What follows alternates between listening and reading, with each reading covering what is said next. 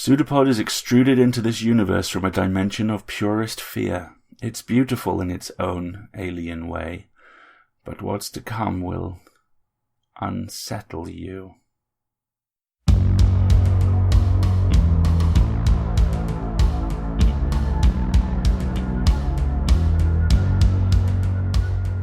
Pseudopod, episode 628, December 28th, 2018. This week's story, A Spider Trapped in Wax by Matt Dovey.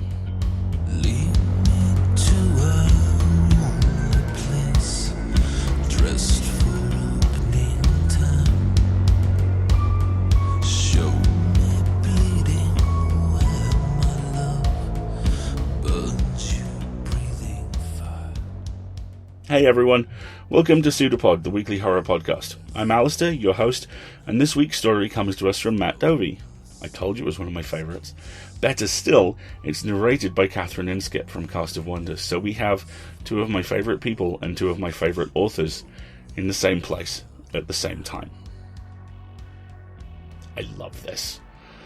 So, I walked you through Matt's bio last time, but I'll give you the basic details of it once again. If you want to check out his other work, I would recommend Escape Pod episode 577, The Ghosts of Europa Will Keep You Trapped in a Prison You Make for Yourself, and Podcastle episodes 427, Squalor and Sympathy, 467, How I Became Coruscating Queen of All the Realms, Pierced the Obsidian Knight, Destroyed a Legendary School and Saved My Heart's True Love as part of Baker and Dovey, and 484, Flash Fiction Extravaganza, Seasons, Winter Witch. But Matt is not the only exceptionally talented author on this podcast this week. Your narrator this week is Catherine Inskip, who does fantastic work for us over on Cast of Wonders, and is an extraordinary author in her own right.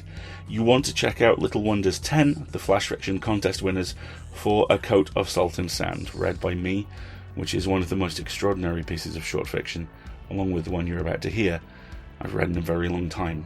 And also, Banned Books Week, episode 271 from Cast of Wonders, The Lives Beneath, read by the magnificent Danny Daly.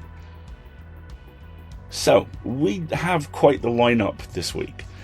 We're finishing the year very much with a bang in terms of talent, and the fantastic thing about this is that both Matt and Catherine have a story for you, and they've promised me it's true, and I trust them. So let's hear it.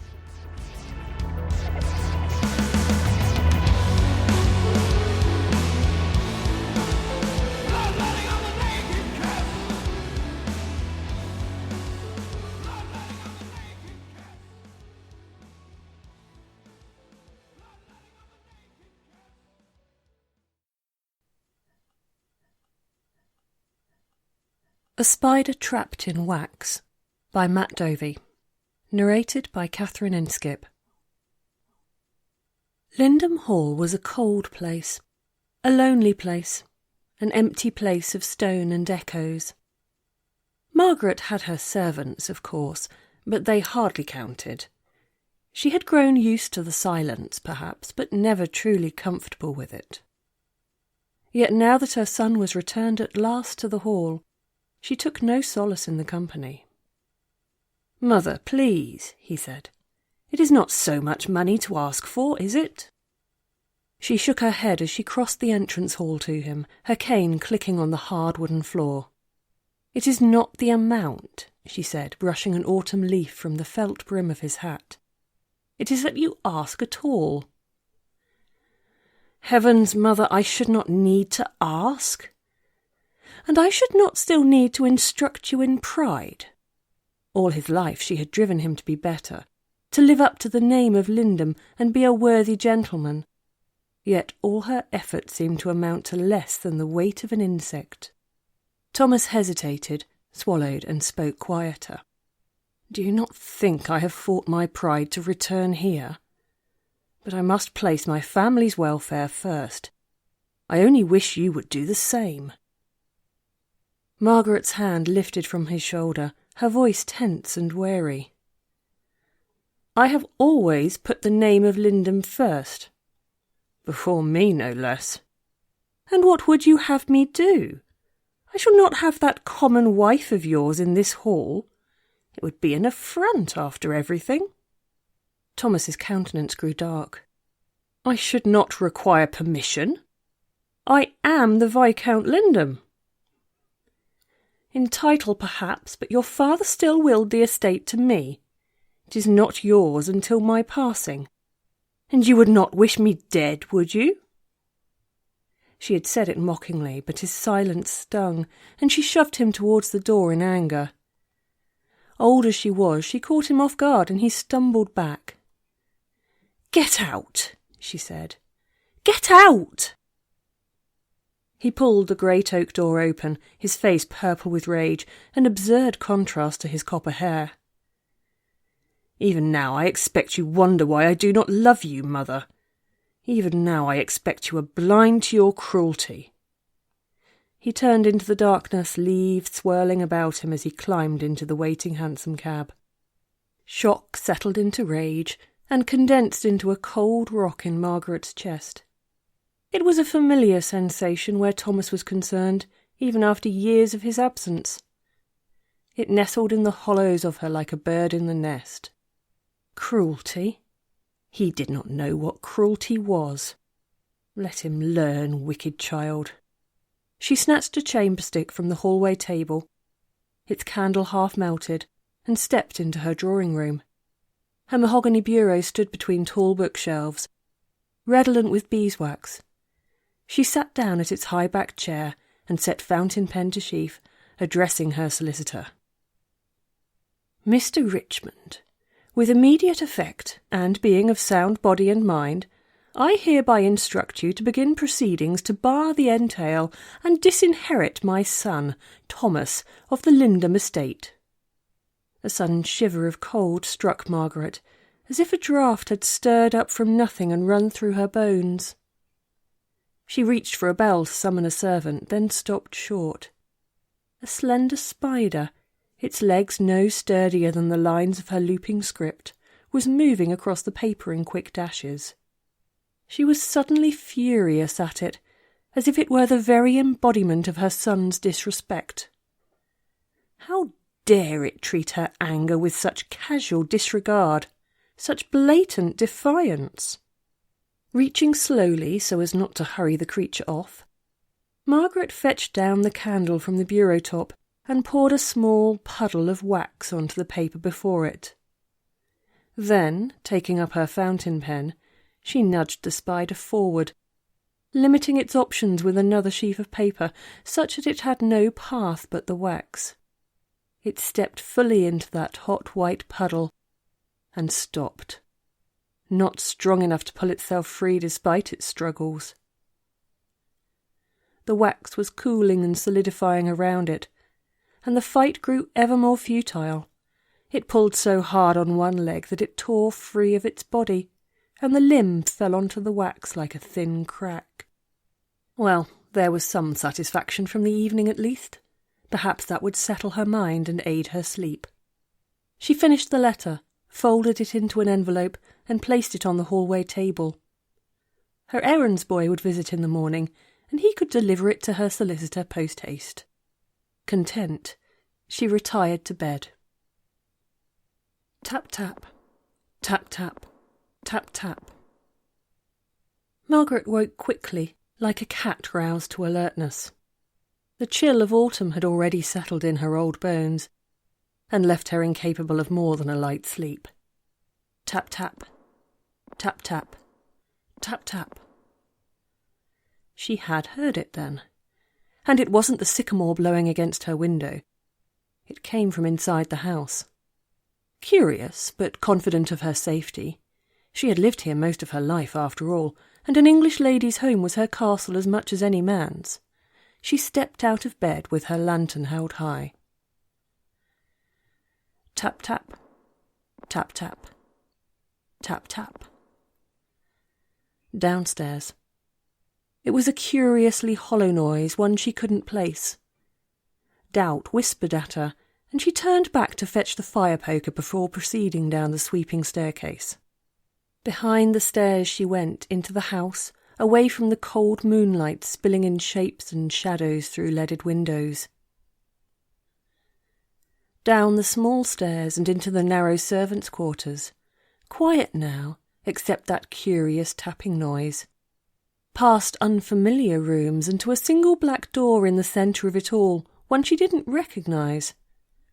But she had no need to attend her servants down here, so why should she? Poker held forth in one hand, she pushed the door open. Tap, tap. Tap, tap. Tap, tap. The room was surprisingly large for the servants' floor, square, high-ceilinged, and empty of furniture and furnishings, with no smell of damp or dust. If anything, there was a strangely sweet scent to the air. Wall lanterns flickered with dim candles, though she could not conceive why they would be lit. Stranger still were the windows on all 4 walls. This room was deep in the house, and could not have any exterior aspect, so what purpose did windows serve? Margaret approached one. It had a faint grey light to it, like dawn struggling through heavy rain, but as she stepped nearer it brightened towards sunlight, distant voices issuing from it. They didn't sound threatening, but no one else should be about the house at this hour. If she could edge closer to the window, perhaps she could spy them before they... The sun is unpleasantly hot as Margaret steps from the coach, nervous and excited, and not quite sure how to comport herself in the circumstances. Thomas runs ahead, leaping up the grand steps 2 at a time, full of youthful energy. Charles comes round from the other side of the carriage and offers his arm. Margaret takes it, and together they walk to the entrance of Lindham Hall, her skirts rustling in a breeze just strong enough to carry the delicate scent of the flower beds. It is so many years since Margaret has been home to the estate. If she had known father had so little time left, she might have forgiven his cruelties, but she has already lost too many evenings to that dark introspection. It is time to set that guilt away now, and make this a home for her family. Chill crosses her heart as she steps into the hallway. The stone walls are cold even in this summer heat, and the windows are draped with a preponderance of black lace that is queerly unfashionable. She is turning to comment on this to Charles when Thomas runs back. "Look at all these strange curtains, father. Wasn't grandfather an odd sort? Will you go so strange now we live here?" Before she is quite aware of what she is doing, she cuffs Thomas around the ears rather severely. Silence reigns for a moment as shock ripples out. Then Thomas flees, bursting with tears. "Margaret," says Charles, "what in heaven was that in aid of?" Margaret pauses, in shock herself, then finds her composure. "You are the 13th Viscount of Lindham now, Charles. You are nobility, and you must be respected in your own home." Margaret stumbles back, catching her balance with the poker. The window before her was as dark as any other now. There were black lace curtain hung anew before it, motionless in the dead air. Unsettled, uncertain, unsure, Margaret turned and rushed back to her bed, and the scant security offered by her curtained four-poster. Margaret sat in her drawing-room chair and stared at the drizzle running down the window-pane, the constant thrum of rain lulling her into a dull sort of lassitude. A cup of Earl Grey sat by her elbow, untouched and gone cold, and she had not the drive to call for another. Each night since the first she had been awoken by the tapping sound, and, unable to ignore it, she had visited that room at the centre of the house, and each night fallen into a new window, an old memory. It had been 3 evenings now of ill rest and painful recollection, and they had left her listless and lethargic. "Ma'am?" Her errands boy, Patrick, trod warily into the drawing-room, flat-capped, clutched to his chest and dripping rain onto the floorboards. She could not muster the energy to chastise him for it. "Is everything all right, ma'am?" Margaret harumphed, a sound that conveyed dissatisfaction and disinterest all at once. Everything was patently not all right, yet there was little this miscreant could do to improve her mood. In the room at the centre of the house, black lace curtains hung heavy across the windows she had looked through. There remained many yet uncovered. The implication weighed on her mind. Although, "Have you?" she said, voice creaking as she broke her silence like an old leather book opened after decades. "Have you brought a reply from Mr. Richmond for me?" She had dispatched him to the solicitors immediately on Saturday morning, his sole and only task for that day, eager as she was for legal proceedings to begin.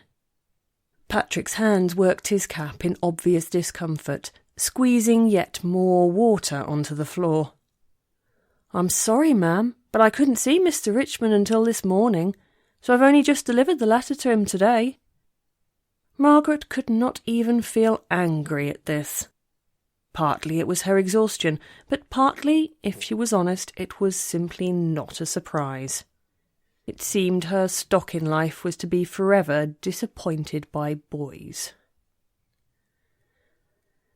"Very well," she said, her voice a whisper. "Your pay for last week shall be withheld, as you have not performed your duties. You are dismissed." "But, miss," said Patrick in a manner now bereft of the appropriate deference, "my ma needs that money to feed us. If I don't get my pay, we'll go awful hungry this week, and it weren't hardly my fault I couldn't get in to see Mr. Richmond, what with him leaving town at the weekends. If I could have, I would have." Where hunger, discomfort and anger had all failed to rouse her before, cruelty at last animated her to motion. "Well then," she said, sitting forward from her armchair, "perhaps the hunger will be an object lesson to you. Perhaps as your belly rumbles and your sister cries in pain, you will think on what it means to have duties, and what it means to fail in them. Perhaps then you will not disappoint me again." Patrick's courage failed him, and he fled the house. The tapping begins as soon as she blows the lantern candle out now, and so lately she gets no sleep at all. Even after she has surrendered to the inevitable and visited the room and suffered the memories, she gets no rest, for her thoughts afterwards are filled with doubt, regret and self-recrimination. And then they turn to righteousness and anger and a bitter accounting of all the wrongs life has wrought her. And thus her mind turns all through the night until grey dawn. This night she listens with impatience as Thomas drones through the Bible passage, warm morning sunlight pouring through the study windows. They sit at the mahogany table, and Thomas shuffles incessantly on the hard wooden chair. He reads, "The tempter came to him and said, 'If you are the Son of God, tell these stones to become bread.' Jesus answered, 'It is written, man shall not live on bread alone, but on every word that comes from the mouth of God.'" Thomas stops, staring at the page. "Continue," she says. "Why do I have to read this now, Mother? Can't it wait till later?" "Your salvation will not wait, Thomas, and Christ your Saviour should be paramount in all your concerns. Continue." "But it's such a nice day. Can't I fish now and do my reading after dinner?" A cold rage takes her at this blatant defiance, this rejection of respect for both her and the Lord, and she is not sure which disrespectfulness offends her more. "You, Thomas Lindham, will have no dinner nor lunch before that. You will go hungry all the day that you may know the suffering the Lord Jesus undertook for your sake, and you will make do with only your faith as he did with his." She stands and cuffs him around the head. "You are confined to your bedroom for the rest of the day. I expect you to fill the time with reading. Go." She watches with some satisfaction as he slumps to his room. Today will be instructive to him. "Margaret," says Charles, suddenly standing behind her, "I do not think starving the boy is conducive to his upbringing. We shall have him down for dinner this evening, and food shall be sent to him before that." "This is how my father taught me humility and the Bible both, Charles, and it is how I will teach our son. I will instil discipline in him. You loathed your father his cruelties. You left him to die alone rather than forgive him. Why now choose to repeat them?" Margaret flushes, cold and angry. "The estate is your business, Charles. Leave the upbringing of our child to me. I must ensure his manners put his breeding beyond reproach, after all." Charles is taken aback by the barb and retorts, "It is my business when you fail to distinguish upbringing from cruelty. And it has been overly my business since moving to the hall." Black lace curtains hung across windows throughout the house, draped like old webs, weighing the air with that sickly sweet scent. They had spilled out of her nightmares, out of the room in the centre of the house, as if there was too much to be contained there now. That room. Margaret was certain that on her first night there had been only a dozen windows there. But as the nights and visions continued, more had appeared along the walls, all getting closer, narrower, taller. Each had become covered in a long curtain of black lace once she relived the memory there. Long sheets of intricate material that hung still, silent and judgmental. Now that same black lace covered the windows in her study and her reception room, and throughout Lindham Hall. It taunted her with its reality. She had tried to find the room in daylight, of course, but the black door was not there, and her servants knew nothing and looked at her oddly as she asked with increasing persistence and need, and so she had rationalised away the nightmares as a fever, an illness, a sign of age. But she could not do that now. The room was real. The memories, too, so much sharper in the nightmares than she had previously recalled them. So much harsher. With this realisation came another. She had been a cruel mother. She had not meant to be, nor had she always been. She could remember now the shock she felt in those early days, to see her own cruelty performed unthinkingly and unbidden, as if her father's spirit had infected her now she was returned home. Hers had not been a pleasant childhood, and she had never wanted to continue that chain. Yet what other example had she to follow? So she sat and waited alone in Lindham Hall, her servants now avoiding her and her frantic questions as much as professionalism allowed, waiting for Thomas to return, waiting to apologise. It had been weeks now. The messages she had sent him had gone ignored, and in all her exhaustion she did not feel capable of the carriage journey into town to meet him directly. She no longer lived but endured, knowing there was no escape from her misery except through Thomas and his forgiveness, yet unable to compel him to attend. And her endurance was all that was left to her, as if it could signal to Thomas the depths of her regret. There had been so much time to contemplate her life and her mistakes. Sat in her high-backed armchair, staring through the black lace to the driveway outside the window, she spied at last, and to her great relief, Thomas arriving in a hansom cab. She hurried to the door and stepped out to meet him in the thick winter fog, and embraced him for the first time in many years, oblivious to decorum. For a moment they stood there in tableau, she clinging to him, he too shocked to respond, until he broke the moment with indignant voice. "Mother, please, this is most unbecoming before the servants. We must needs talk inside." "Oh, yes, we must, she said, fussing at his tailcoat and leading him onwards, as if she were a child with a secret to show. She hurried into the study, pulling a chair out for him. "Mother," he began once he was seated with hat removed, his nose wrinkling at the smell of the house. "I have come—" "Thomas, shush!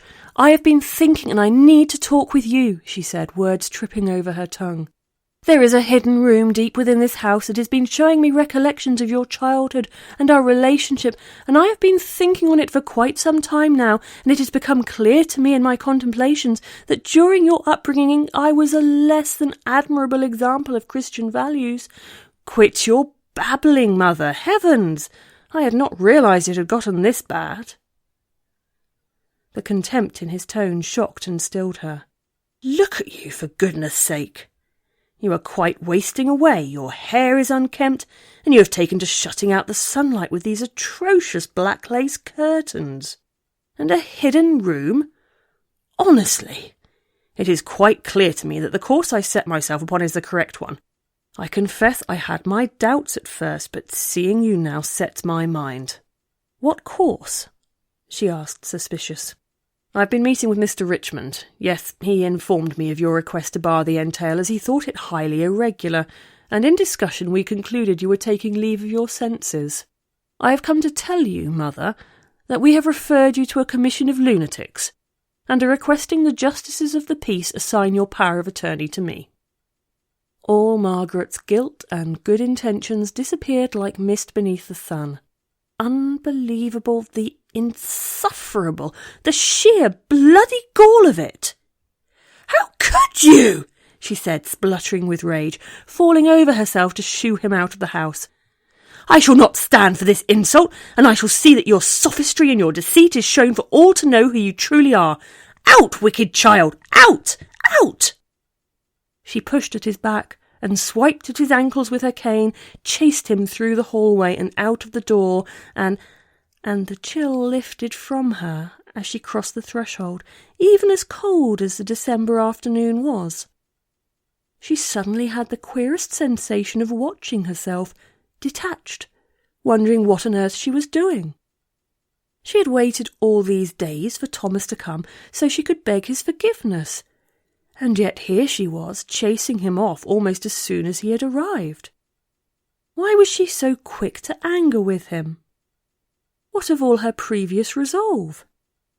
Thomas! Wait! And now she pulled at his tailcoat, trying to slow him, stop him, keep him here long enough to set everything right again. Mother, will you desist? He slapped her hands away as he opened the hansom cab. No, Thomas, you must understand. I did not mean to be cruel again. I must explain. You must understand. Thomas had climbed into the cab now and looked down with disdain. You really have gone quite mad, haven't you? The bailiffs will attend shortly to escort you to your hearing with the commission. Goodbye, Mother. Margaret clung to the door to try and prevent him shutting it, but he jolted it out and knocked her to the sharp gravel, then slammed it shut. The horse started down the driveway, and Thomas was gone. His forgiveness was gone. No, she could not give up so easily. Thomas would not return, so she would go to him. She must, in fact. The cold winter air and the shock of events conspired to a clarity of thought. Why in God's name would she disinherit Thomas? If he did not inherit, her only child, then it would pass to... Would it be her nephew, Michael? No, he had died in the Crimea, a Russian sword through his ribs.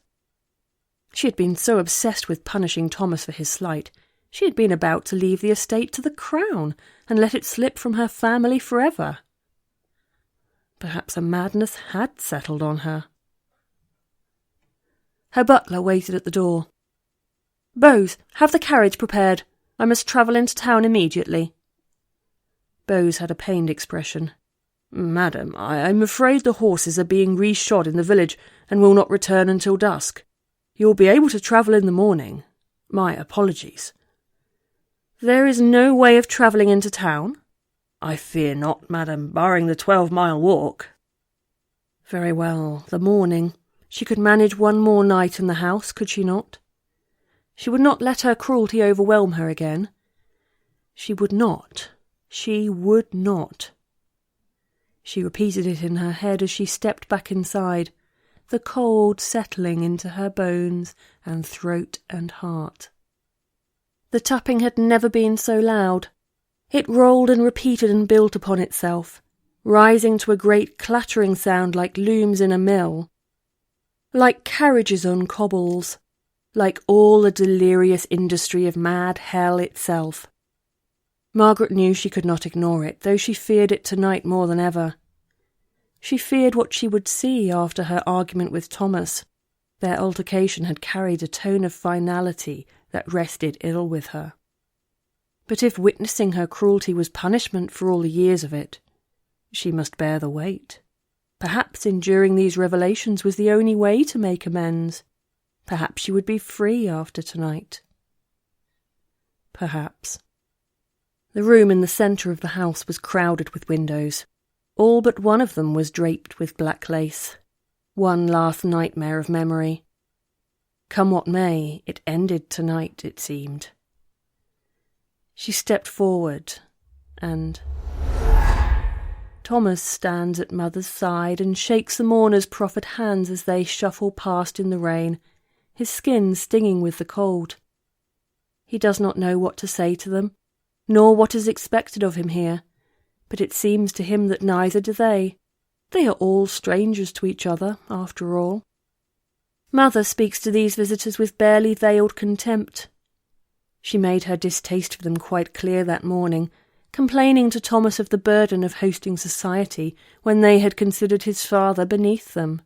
It should not matter to them that father had lacked a title by birth, she said, for he had gained one by marriage, yet they ever held his blood against him. Do not repeat my mistakes, Thomas. These are petty people.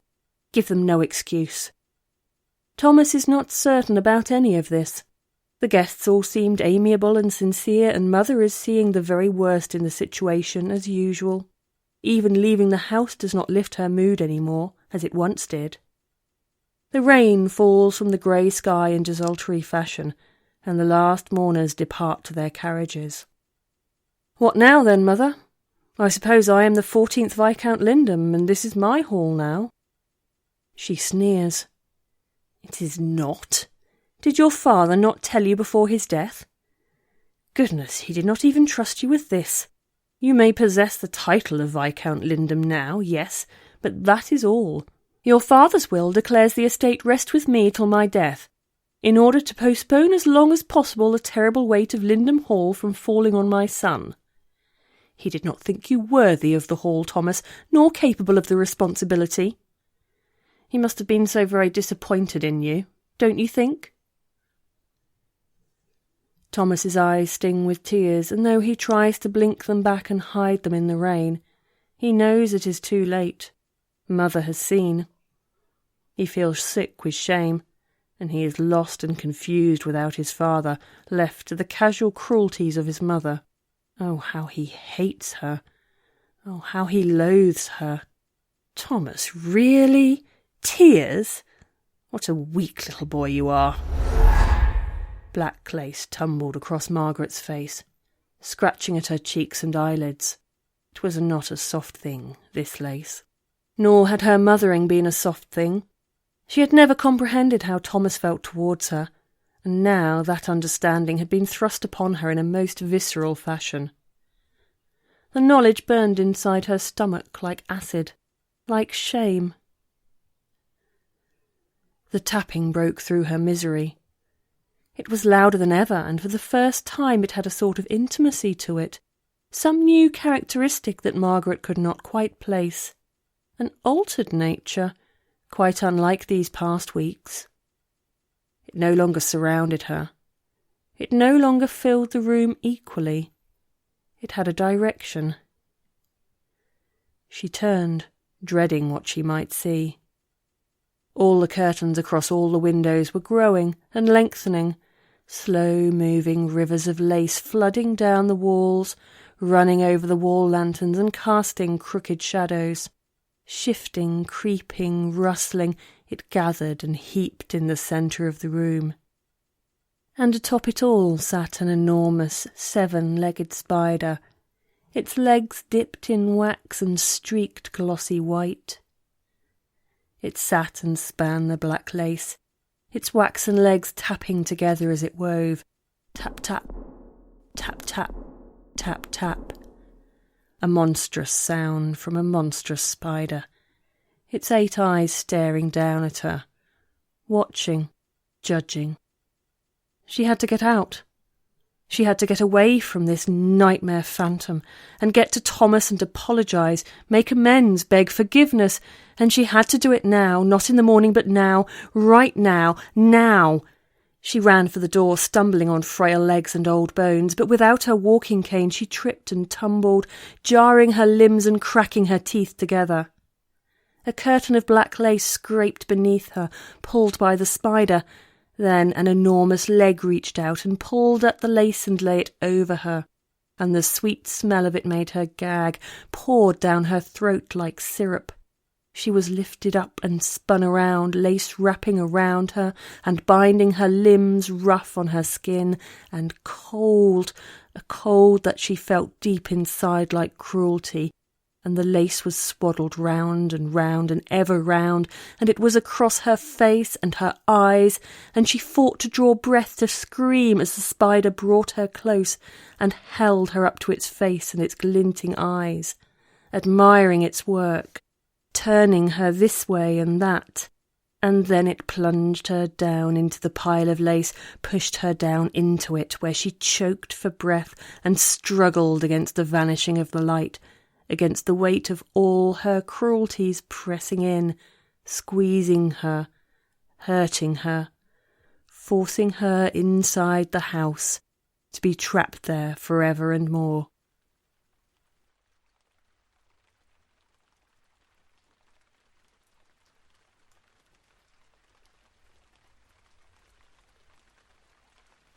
Thomas stepped out of the hansom cab and opened his umbrella against the rain, then stepped round and proffered his gloved hand for Victoria.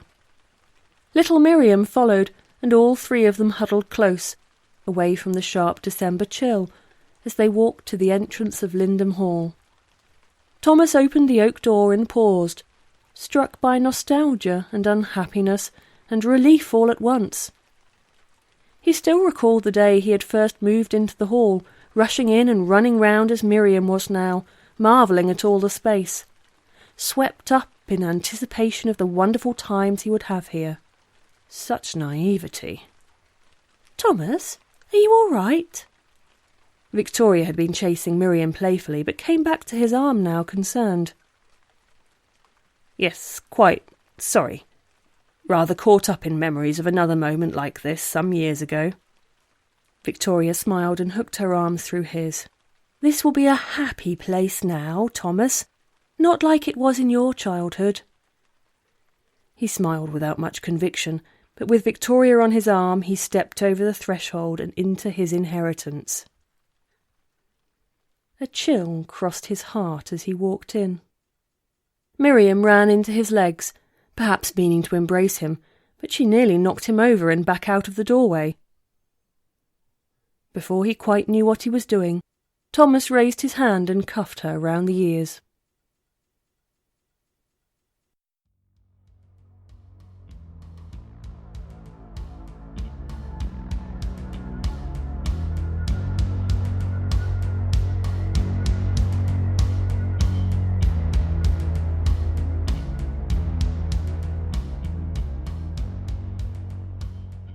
First off, we have a note from Matt about this story. It was first drafted for a Halloween story contest in the Codex Writers Group, based on 2 story seeds provided by Merc Rustad and Stuart C. Baker. A spider with legs dipped in wax sits atop yards of black lace, and, in the centre of the mansion, there is a room with windows, respectively. The basic idea was pretty easy given such foundations, and the first draft came out suspiciously easily, but as usually happens with these things, I didn't fully realise what I was writing about until 2 or 3 drafts in. As my kids grow up into individuals with their own challenges and celebrations, I'm increasingly aware of the way I come across as a father, and the ways in which I, inevitably repeat the mistakes and successes of our own parents, because what other example do we have to learn from? Some of these lessons are sunk in so deep you don't even realise they're there. Though I'm fortunate in never having known the sort of physical or emotional cruelty shown in the story, there are other aspects of who I am and how I react that I struggle to keep in check. It's worth the effort, though. To be honest, I can't think of any effort more important. How else will the chain be broken? And now, me, and a confession. Or actually two. I do not believe in bucket lists for a lot of reasons, many of them pretty grim. I want my life to be defined by what I did while I was here, by choice rather than obligation. Now, a lot of folks have them, and that's fine. Go forth, my friends. But if I had a bucket list, end cap a Matt Dovey story, that would be on it. And it gives me tremendous pleasure to cross it off that list this week. Matt has done 3 impossible things here. The first is exist as a writer in the UK in 2018 and successfully evoke M.R. James without descending into parody.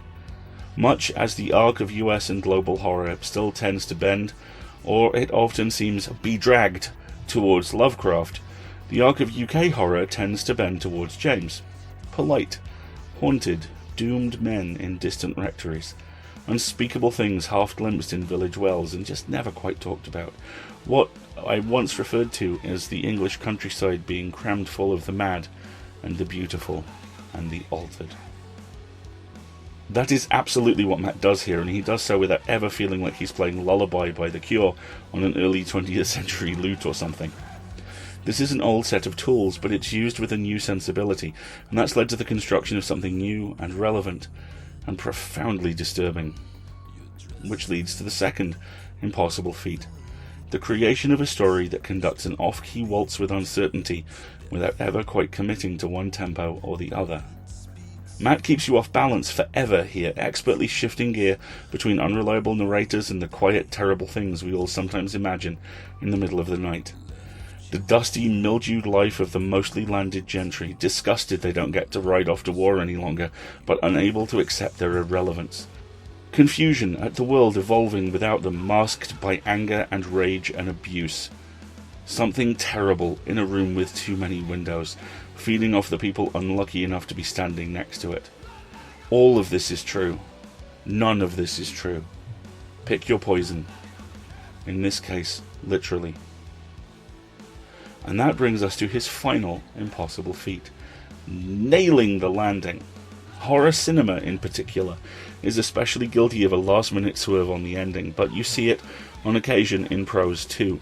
What you see far less regularly is what Matt does here, with a final scene that provides, depending on how you look at it or where you're standing, horrific certainty of the supernatural, or tragic confirmation that damage is always passed on.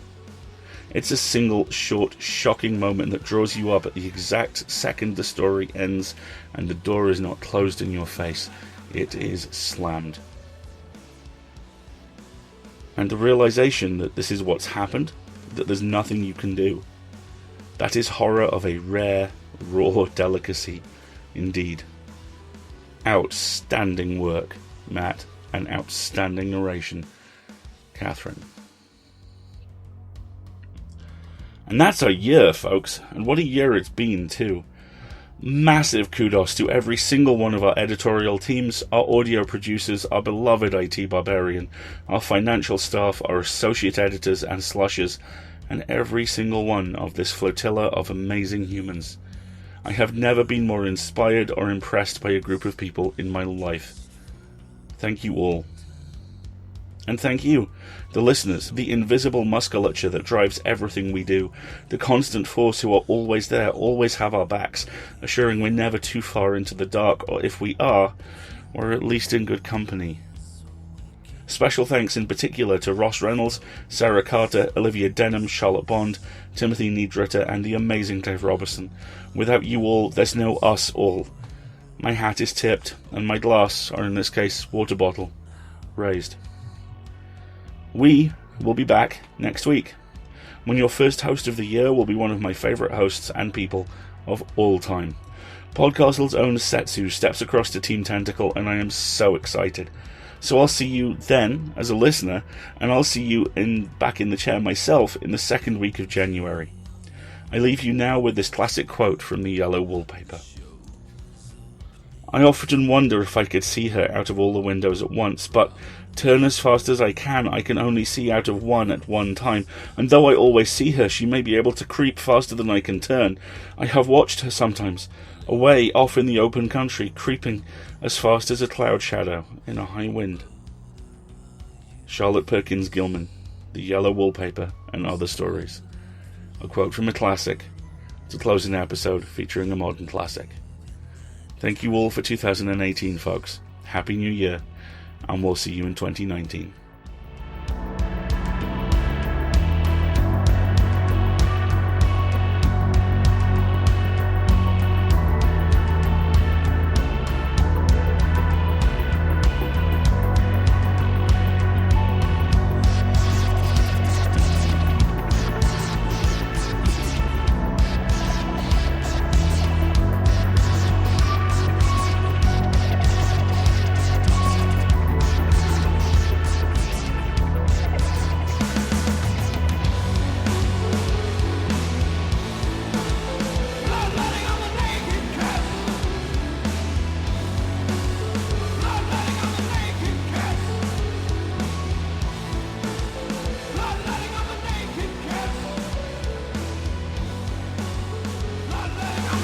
It's a pseudopod. It's a big foot.